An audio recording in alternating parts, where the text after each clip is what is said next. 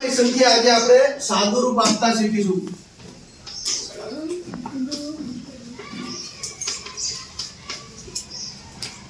એમાં જે પહેલો દાખલો છે 12 ના છેદમાં આપણે માની લો કે 64 લઈએ તો અવયવ પાડવાના છે। શું કરવાનું છે? અવયવ।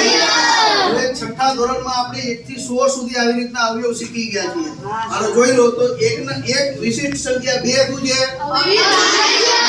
તો એવી રીતના આપણે 15 સુધી લખી નાખીએ કે બોર્ડ ઉપર આગળ લઈએ 16 16 ના અવયવ શું છે? બોલો કોઈને યાદ છે?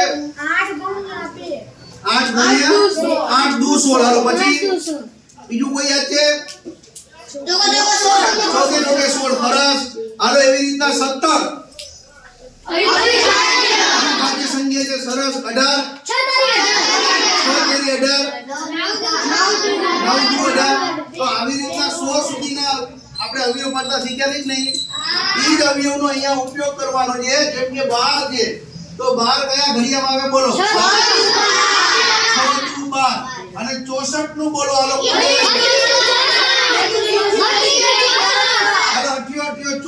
સરસ હજુ અવયવ 6 ના બોલો પાછા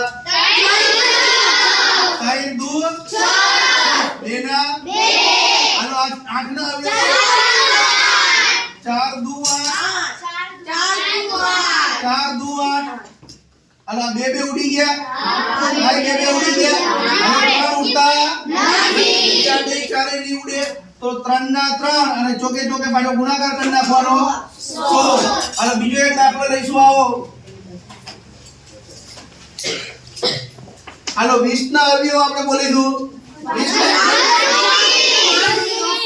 5 ચોક 25 હાલો શું ઉડે છે જો 5 ઉડી ગયા તો 4 ના છેદમાં આ સાદુરૂપ આપ્યું કહેવાય સમય સંખ્યાનું। જે છોકરાઓને ઓલા અવયવ આવડતા હતા 1 થી 100 સુધી એમને જ આ દાખલા આવડે તો એ રિવિઝન કરી નાખવાનું છે એકવાર બધાય ઘરે પછી આ ગણવાના છે।